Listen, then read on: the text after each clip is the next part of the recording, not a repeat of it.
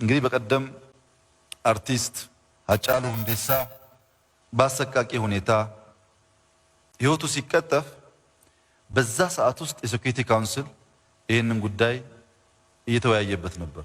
ሃጫሉ ሲበዛ ጀግናና ቆራጥ ወጣት ነበር።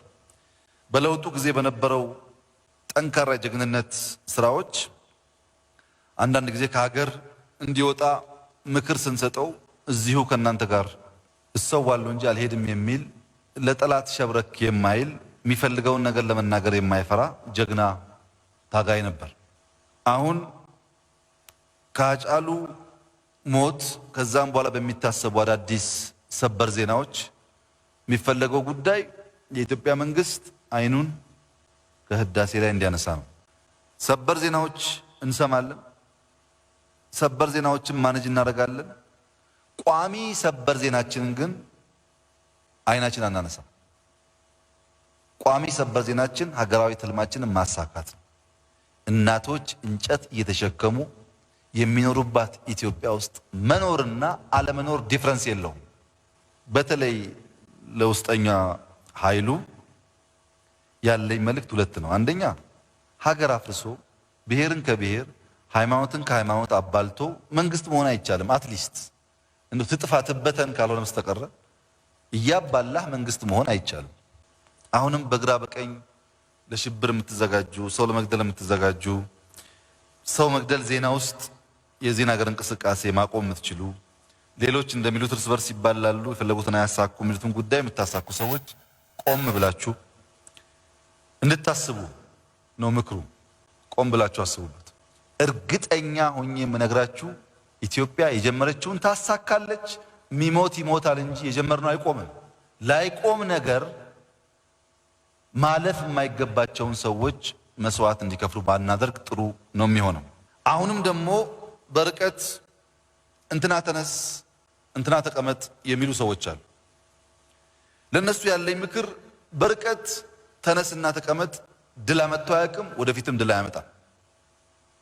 በተለይ ከሃጫሉ ሁንዴሳ ሞት ጋር ተያይዞ አመጽ መቀጠል አለበት የምትሉ ግለሰቦችና ቡድኖች ቢያንስ የሃጫሉን መንገድ መከተል አለባችሁ። ኑና ግንባር ቀደም ሆናችሁ እየሞታችሁ ታገሉ እንጂ እናንተ እዛ ማዶ ተቀምጣችሁ ተነስና ዝጋ ተነስና ግደል ብላችሁ በማግስቱ ደግሞ 8 ሰው ሞተ የሚል ሪፖርት ለማቅረብ ድል አታመጡ። ለዚህ ነው ከዚህ ቀደምም በስደት ከሀገር በመውጣት የሚደረግ ትግል ለድል አያበቃም፣ እዚህ ሆነን ከውስጥ መታገል አለብን የሚል አቋም የተያዘው ማሸነፍ በዚያ መንገድ ስለማይመጣ እና ርቀት ላይ ሆነን ቢያንስ በጀመርነው መንገድ ግለሰቦች መስደብ ምናምን ጥሩ ነው፣ ግን ህዝብን ከህዝብ ማጋጨት በጣም አሳፋሪ ነው። ጉጂ በፌስቡክ ነው የሚነገረው እንጂ በመሬት ላይ እንደዛ አይደለም ያለው። በአካል ሄጄ አነጋግሬያቸዋለሁ ነበረ። ህዝቡ ወስኖ በጣም ከፍተኛ ስራ በመሰራቱ አልፎ ለኬንያ ድንበር ቅርብ በመሆኑ የሚገቡ ኃይሎች ቢኖሩም ከሞላ ጎደል የተሟላ ሰላም ነው ያለው። በወለጋም በአራቱም ዞኖች ቢሆን አንድም ቀበሌ የታጠቁ ኃይሎች የተያዘ የለም። በሽፍታ መልክ ከቦታ ቦታ የተንቀሳቀሱ ሰዎች የሚገሉ የሚያቃጥሉ ሰዎች አሉ። እነሱ ከቦታው ስፋት አንጻር በጣም በርካታ ኦፕሬሽን ወስዶ ለማጥራት ሙከራ ተደርጓል።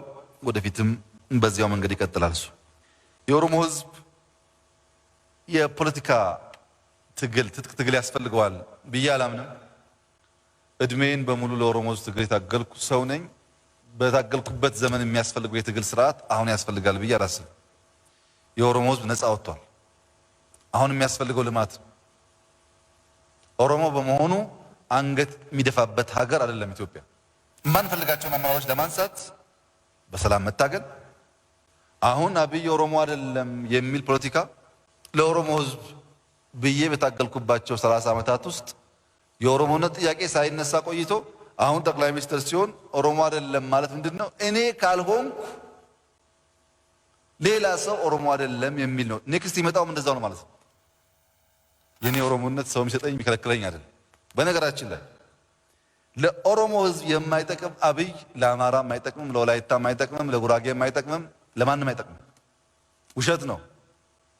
ለኦሮሞ የሚታገል ማንኛውም ኃይል በሰላማዊ መንገድ ሐሳብ ሽጦ ኦሮሞን አሳምኖ በምርጫ መምጣት መድረኩ ክፍት ሆኖ እያለ በቅናት መቃጠልና በቅናት መንፈስ መስከር ጥሩ አይደለም።